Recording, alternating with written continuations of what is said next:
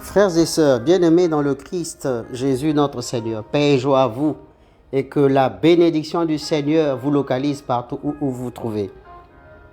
Nous célébrons aujourd'hui le 26e dimanche du temps ordinaire de l'année liturgique B, et déjà certains parmi nous sont debout, foncent, courent à pleine joie, heureux de retrouver le Seigneur et de l'honorer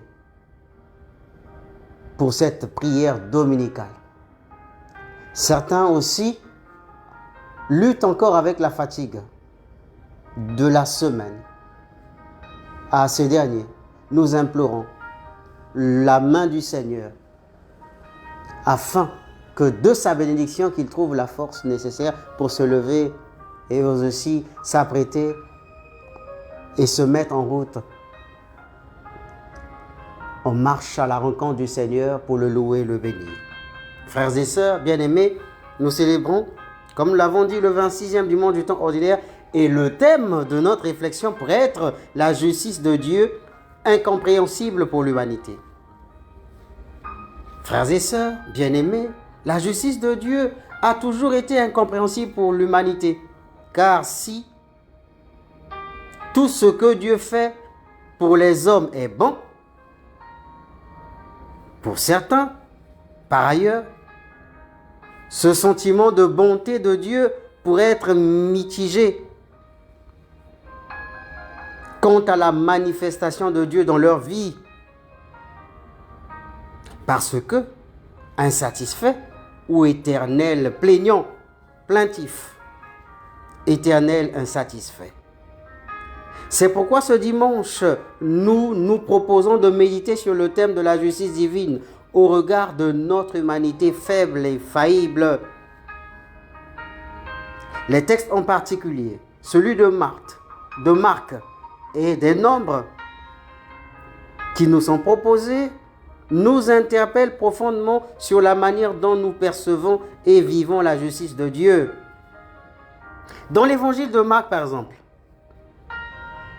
il est stigmatisé la jalousie des disciples de Jésus qui réagissent avec beaucoup de haine et d'ego envers un homme qu'ils ont rencontré alors en mission d'évangélisation. Ce dernier exerce un charisme. Ce qui est sûr, il chasse des démons au nom de Jésus et guérit les malades. Cependant, les apôtres restent perplexes et éprouve un complexe absurde à son égard parce qu'il n'est pas l'un des leurs. Toutefois, leurs questions adressées sur l'authenticité du ministère de ce dernier mettent en lumière les pensées obscures et occultes à tendance sectaire. De toute évidence, pour faire comme eux, ou bénéficier des faveurs qui sont les leurs, c'est-à-dire prier pour les malades, les guérir et expulser les démons, il faut à tout prix être dans leur rang. Il faut être un des disciples, un des proches de Jésus, un de ses apôtres. C'est là toute l'histoire de l'Évangile. Partant de là, il aurait un droit d'aînesse ou de bizutage exigé du dernier venu. N'étant pas un des leurs, il aurait fallu que ce dernier exerce son ministère avec leur accord ou leur parrainage. C'est comme si il est question de recevoir des apôtres l'approbation avant d'exercer un quelconque charisme. Eux, les apôtres, disciples de Jésus, sont les ouvriers de la première heure. Et les ouvriers de la dernière heure n'ont pas leur place sans leur autorisation. Cela dit, bien-aimés, il faut comprendre que depuis leur élection, malgré les efforts que le Christ Jésus a fournis pour constituer au sein d'eux un esprit fraternel, une solidarité sans complaisance, chaque disciple a pourtant souvent évolué en vase clos, enrichissant son ego au point d'espérer devenir le disciple privilégié, le plus aimé, le plus grand, le plus fort, le plus respecté et le plus respectable. Par ailleurs, on a pu observer chacun d'eux user de la ruse, du complot, de la médisance pour parvenir au terme de la conquête du Graal, à savoir la confiance indéfectible du Christ. L'illustration probante est celle des fils de Zébédée avec leur mère qui, à travers une manœuvre, se penchant aux côtés de Jésus, demande à Jésus de faire de ses fils des dignitaires parmi les tous. Comme quoi, fais que l'un soit à ta droite et l'autre à ta gauche. Voilà qui est mesquin. Rechercher le bonheur et le salut individuel pour soi-même au détriment des autres membres de la communauté ou de la famille. Cette attitude est très répandue chez les hommes de notre temps ou de toute histoire à chaque époque. Vouloir tout avoir pour soi afin de mieux contrôler les autres et décider de leur sort. Juger de qui peut agir en tant que porte-parole de Dieu ou mieux placé pour être aux commandes des choses et les autres n'en ont pas le droit. À cet effet, quand on n'a pas pu trouver gain de cause dans sa course effrénée de gloire, d'honneur, de privilèges et de prestige, pour écraser les autres et les asservir, lorsque le choix de la bonté de Dieu et de sa providence se penche sur l'autre plutôt que de nous développons facilement de la rancœur et de la jalousie, quitte à nous faire sombrer dans le piège de la méchanceté, comme les disciples du Christ aujourd'hui. Nous pensons que le seul contexte et cadre dans lequel tout épanouissement est possible est celui de notre cercle restreint, de notre lobby, de notre club, de nos familiarités. Ceux qui sont meilleurs et mieux pour nous sont ceux-là qui partagent nos méthodes, qui pensent comme nous, qui vivent comme nous. Ceux qui se penchent dans une orientation contraire, peu importe la justesse, le vrai ou le juste de leur orientation, ils sont mauvais à nos yeux et ne comptent pour rien.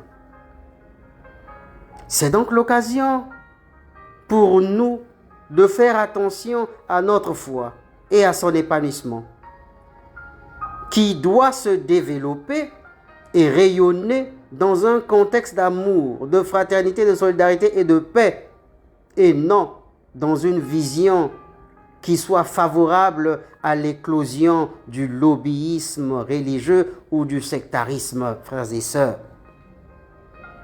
Il en est pareil dans le livre des Nombres.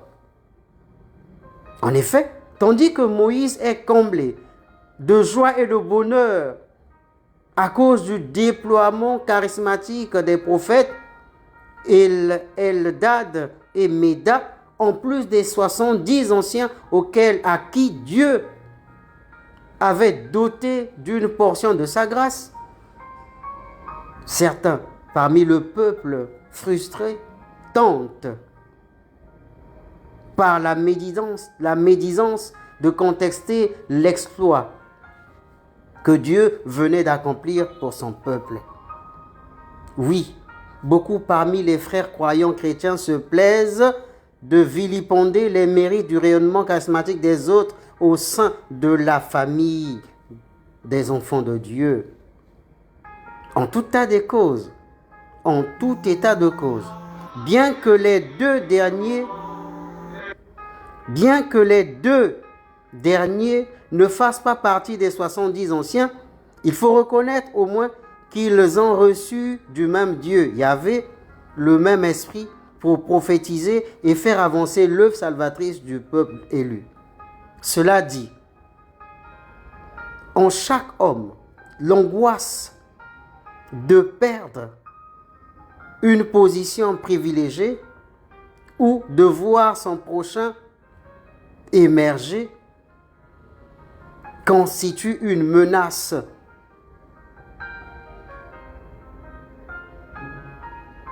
Demandons donc au Seigneur de nous apaiser le cœur et de l'ouvrir à la joie, de voir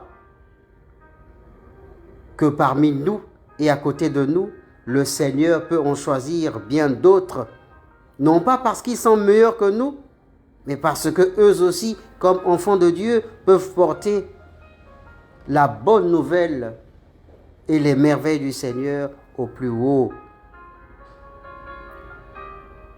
Au regard de tout ce qui a été dit, ce que ces deux passages nous enseignent, c'est que la justice de Dieu n'est pas soumise à nos jugements mesquins ou à nos préjugés.